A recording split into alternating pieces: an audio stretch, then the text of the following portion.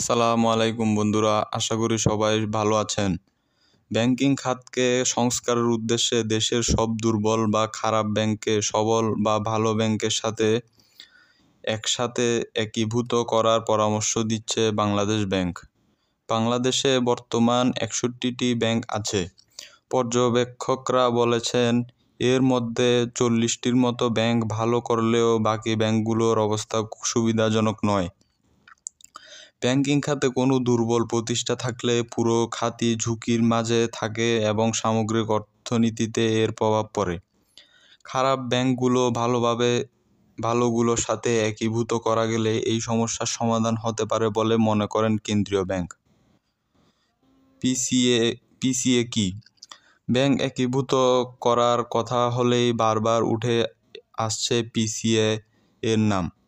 যেমন দুর্বল ব্যাংকগুলো একীভূত করার প্রসঙ্গে কেন্দ্রীয় ব্যাংকের নির্বাহী পরিচালক ও মুখপাত্র মেজবাউল হক বিবিসি বাংলাকে বলেছিলেন, কোনো ব্যাংক যদি পিসিএর পূর্ণ বাস্তবায়ন করতে না পারে তখন মার্জারের মতো অপশনও কেন্দ্রীয় ব্যাংকের হাতে থাকবে।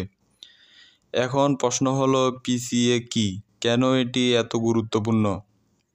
2023 সালের 5ই ফেব্রুয়ারি Bangladesh bank prompt corrective action PCA framework শীর্ষক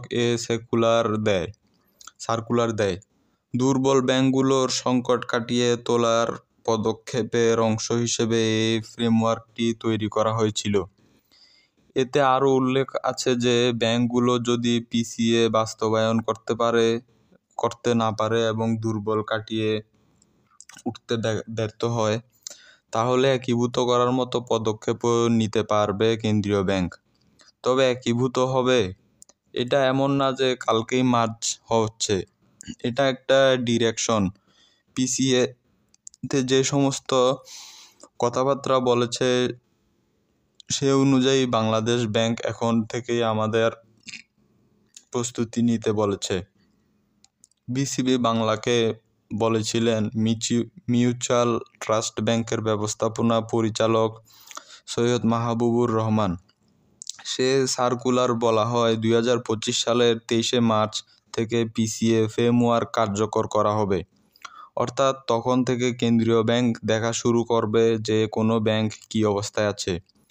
পিসিএ 2025 সালের মার্চে চালু হবে। বাংলাদেশ ব্যাংক বলেছে যে 2025 সালের পর আমরা যখন দুর্বল ব্যাংকগুলো চিহ্নিত করব তখন মার্জি এর দিকে যাব, বলেন মিস্টার রহমান। কেন্দ্রীয় ব্যাংকের মুখপাত্র মিজাউল হক বিবিসি বাংলাকে বলেন, ব্যাংকগুলোর প্রতি আমাদের নির্দেশনা হলো মার্চের আগেই পিসিএর পূর্ণ বাস্তবায়ন। তবে বাস্তবায়িত না হলেই যে মার্চ করা হবে এমন না। বাংলাদেশ ব্যাংকের হাতে এই অপশন ছাড়া আরও অপশন আছে। সব অপশনেই বাংলাদেশ ব্যাংক যেতে পারে, সেটাই কাল বলা হয়েছে, যোগ করেছেন তিনি। কাল বলতে তিনি গত 31শে জানুয়ারিতে ব্যাংকার্স সভায় দেওয়া বক্তব্যকে বুঝিয়েছেন। সেদিন দেশি বিদেশি ব্যাংকের ঊর্ধ্বতনদের সঙ্গে আয়োজিত সভায় ভালো খারাপ ব্যাংক একীভূত করার পরামর্শ দেন বাংলাদেশ ব্যাংকের গভর্নর আব্দুর রউফ তালুকদার। ব্যাংকার সভায় শেষে সাংবাদিকদের কেন্দ্রীয় ব্যাংকের মুখপাত্র মিস্টার হক বলেছিলেন, গভর্নর সব ব্যাংকারদের জানিয়েছেন বাংলাদেশ ব্যাংক কোনো সংস্কারের মধ্যে দিয়ে যেতে পারে। যাদের অবস্থা একেবারে দুর্বল তাদের ক্ষেত্রে ঋণ বিতরণ, আমানত সংগ্রহ থেকে শুরু করে কার্যক্রমের উপর বিভিন্ন নিষেধাজ্ঞা আসতে পারে বলে জানান তিনি। আবারও কোনো ব্যাংককে একীভূত করেও দেওয়া হতে পারে উল্লেখ করে তিনি জানান, তবে এর মাঝে ব্যাংকগুলোর আর্থিক অবস্থা উন্নতি হলে একীভূত করার সম্ভাবনা নেই। ব্যাংক নির্বাহীদের সংগঠন অ্যাসোসিয়েশন অফ ব্যাংকার্স বাংলাদেশের এবিবি চেয়ারম্যান ও ব্র্যাক ব্যাংকের ব্যবস্থাপনা পরিচালক সেলিম আরএফ হোসেন বিবিসি বাংলাকে বলেন, আমার মনে হয় 2026 সাল থেকে একীভূতকরণ আরম্ভ হয়ে যাবে। এরকম কোনো রেগুলেশন বের হয়নি, তবে মনে হচ্ছে তাই হবে। সমস্যার সমাধান, অর্থনীতিবিদরা মনে করেন খারাপ ব্যাংককে ভালো ব্যাংকের সাথে একীভূত করা কিছুটা সময় সাপেক্ষ ব্যাপার।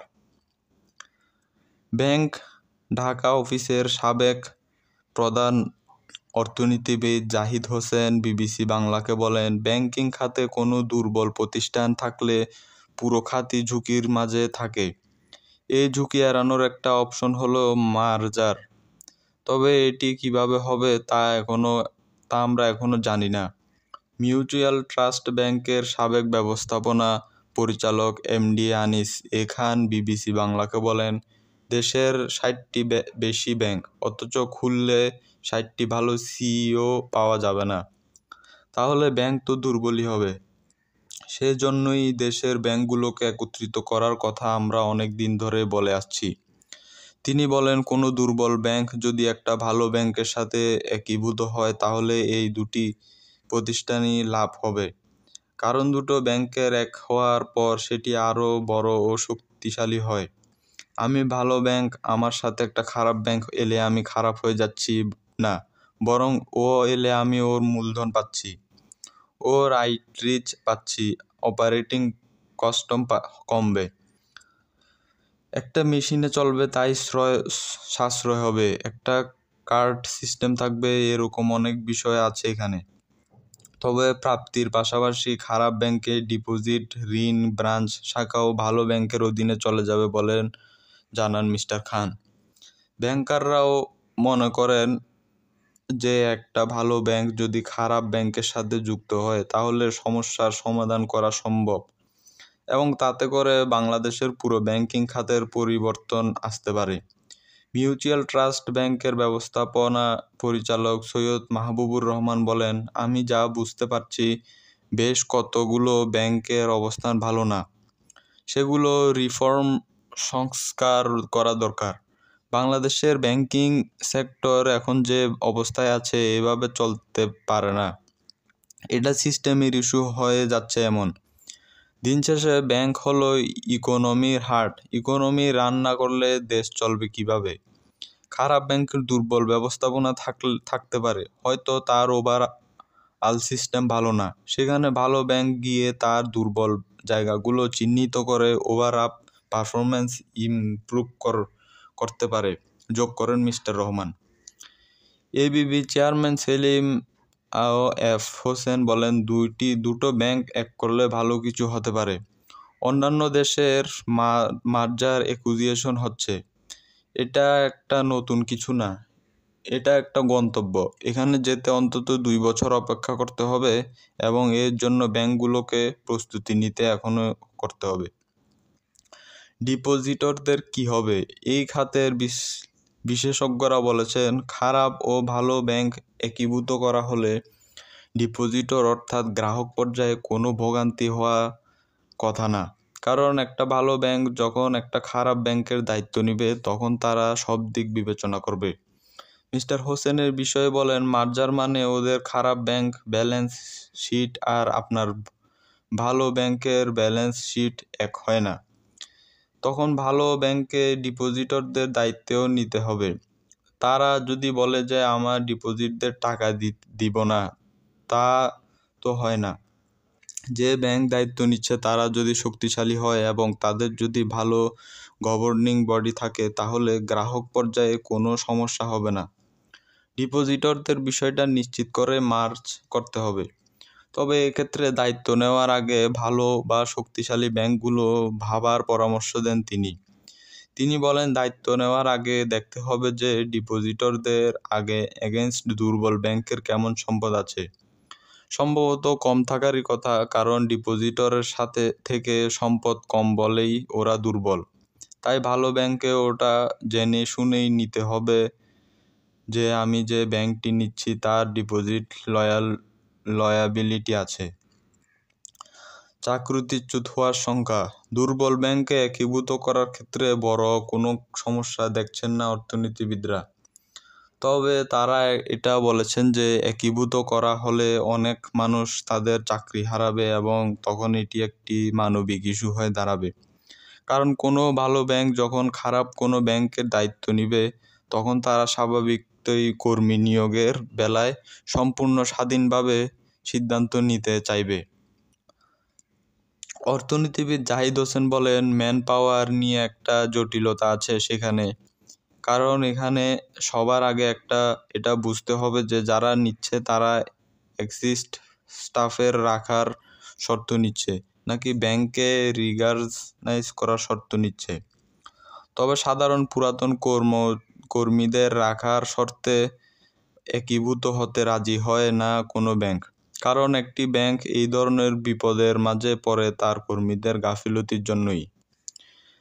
ব্যাংকের বিপদ মানে তার এক্সিস্টিং স্টাফাররা ব্যাংক ঠিকভাবে চালায় নাই। তাহলে পুরাতন কর্মীদের রাখার ব্যবধান মাঝে কেন পড়বে ভালোরা? তাই এই ফ্রিডমটা তারা চাইবেনই যে I will pick the person. কারণ প্রায় সব দুর্বল ব্যাংকগুলোতে দক্ষ ম্যান পাওয়ার অভাব আছে, ব্যাখ্যা করেন তিনি। একীভূত করা হলে অনেক কর্মীদের চাকরুতি হওয়ার সংখ্যা ছাড়া অন্য সমস্যা দেখেন না মিউচুয়াল ট্রাস্ট ব্যাংকের সাবেক ব্যবস্থাপনা পরিচালক মিস্টার খানও। জটিলতা শুধু একটাই, চাকরি যাবে। কিন্তু তারপর তিনি একীভূত করার পক্ষে, এমনকি শুধু প্রাইভেট ব্যাংক না, সরকারি ব্যাংকের ক্ষেত্রেও এই সিদ্ধান্ত গ্রহণ করা উচিত বলে মনে করেন এই সাবেক ব্যাংকার। একীভূতকরণ সরকারি ব্যাংকের ক্ষেত্রেও প্রযোজ্য হতে পারে। এটা হোক তাতে কি। এর আগে বাংলাদেশি শিল্প ঋণ সংস্থা এবং বাংলাদেশের শিল্প ব্যাংক মিলে বাংলাদেশ ডেভেলপমেন্ট ব্যাংক হয়েছে। সেটা তো অনেক ভালোভাবে চলছে এখন, বলেন তিনি। আমি মনে করি সোনালী জনতা রূপালী এগুলোকে একসাথে করে দিক, তখন এটি অনেক শক্তিশালী এবং বড় ব্যাংক হবে। এভাবে রেখে তা কোনো লাভ নেই। আর একত্রিত করার সময় যাদের চাকরি হবে তাদের চলে যাওয়ার সময় টাকা পয়সা দিবে। ভালো কেন খারাপের দায়িত্ব নিবে? একীভূত করাকে শুধু অর্থনীতিবিদরাই ইতিবাচকভাবে দেখেন না, ব্যাংকাররাও এটি সুনজরে দেখেন। কিন্তু সেই সাথে তারা এও ভাবছে যে তারা কেন এই দায়িত্ব গ্রহণ করবেন। তারা এও বলছে ভালো ব্যাংককে কোনো বাড়তি সুবিধা না দিলে তারা এতে আগ্রহী হবে না। মিস্টার রহমান বলেন, বাংলাদেশ ব্যাংক হয়তো বলবে আমরা তোমাদের পলিসি সাপোর্ট দিব, মানে নিশ্চয়ই তারা কোনো না কোনো সুবিধা দিবে, নয়তো আমরা কেন যাব। একীভূত করা নিয়ে ভালো ব্যাংকের অবজারভেশন আপাতত এটাই, what is there for us. যদি শেষ পর্যন্ত দুর্বল ব্যাংকগুলো একীভূত করা হয় তাহলে কোনো প্রক্রিয়ার মাঝ দিয়ে এটা হবে, সেই বিষয়ে বিস্তারিত গাইডলাইন দিবে সরকার। সরকার যখন বলেছে আমরা সাপোর্ট দিব, কিন্তু আমাদের দেখতে হবে যে সরকার আমাদের কি সাপোর্ট দিবে। এটা দেখার জন্য অপেক্ষা করতে হবে। গাইডলাইন এলে আরও বিস্তারিত আলোচনা হবে। এবিবি চেয়ারম্যান সেলিম আরেফ হোসেন বলেন, পূর্ণাঙ্গ রেগুলেশন এলে বোঝা যাবে যে কোনো ব্যাংক কোনো শর্তে একটা দুর্বল ব্যাংকের সাথে মার্জ করবে। কোন ব্যাংক নিবে না, কখনো ব্যাংক নিজ থেকে নিবে নাকি কেন্দ্রীয় ব্যাংক বলবে, এই ব্যাপারে মন্তব্য করার সম্ভাবনা না, যতক্ষণ পর্যন্ত রেগুলেশন 2025 সালের শেষে বা 2026 সালের শুরুতে আসবে, বলেন তিনি। জোর করতে পারে না। কোনো ব্যাংক একীভূত হবে নাকি হবে না তা বিষয়ে সিদ্ধান্ত নেওয়ার এখতিয়ার আছে কেন্দ্রীয় ব্যাংক। বাংলাদেশ ব্যাংকের মুখপাত্র মিস্টার হক এ প্রসঙ্গে বলেন, বাংলাদেশ ব্যাংকও করতে পারে, আবার কোনো ব্যাংক চাইলে নিজেও করতে পারে। ব্যাংক কোম্পানির আইনে এই প্রভিশন দেওয়া আছে। তিনি বলেন, সরকারি বেসরকারি যে কোনো ব্যাংক কোম্পানি 2023 অনুযায়ী পরিচালিত হয়। সেক্ষেত্রে একীভূত করার নিয়ম সবার জন্য প্রযোজ্য। তবে কোনো ব্যাংককে একীভূত করার জন্য জোর করতে পারে না বাংলাদেশ ব্যাংক। আইন অনুযায়ী তারা আমাদের একীভূত করার জন্য জোর করতে পারে না। কিন্তু সেখানে আরও এটাও বলা আছে, জনহিতকর কাজে কেন্দ্রীয় ব্যাংক সবসময় আপনাকে বলতে পারে, বলেছিলেন মিউচুয়াল ব্যাংকের পরিচালক মিস্টার রহমান। যদিও অর্থনীতিবিদ জাহিদ হোসেন বলেন, বাংলাদেশ ব্যাংক একীভূত করার ক্ষেত্রে ফোর্স করতে পারে, কারণ দুর্বল ব্যাংককে একীভূত করা হয় যখন অন্য কোনো উপায় হাতে থাকে না। আর বাংলাদেশ ব্যাংক তাদেরকে বাধ্য করতে পারে এমন তো না।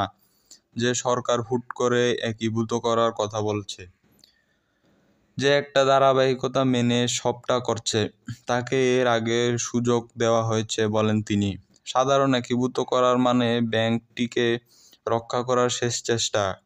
কোনো ব্যাংক যদি এতে রাজি না হয় তাহলে তার শেষ পরিণতি হতে পারে বন্ধ হয়ে যাওয়া। মার্জ না করতে চাইলে ইমিডিয়েট অপশন হলো কেন্দ্রীয় ব্যাংকের প্রম্পট ক্যারেক্টার অ্যাকশন পিএ ফর্মের মতো আরেকটা এনে তাদের ব্যালেন্স শিট ঠিক করতে বলেন মিস্টার হোসেন। সেটা না হলে বিদ্যমান ম্যানেজমেন্ট ঠিক করতে হবে, কাজটা না হলে বোর্ডটাকেও বদলানোর কথা ভাবতে হবে। সেটাও কাজ না করলে এক্ষেত্রে মার্জের আগ্রহী না হলে শেষমেশ ব্যাংক বন্ধ করে দিতে হবে। কিন্তু কোনো ব্যাংক পুরোপুরি বন্ধ হয়ে গেলে তা দেশের ভালো উদাহরণ তৈরি করে না বলে মনে করে।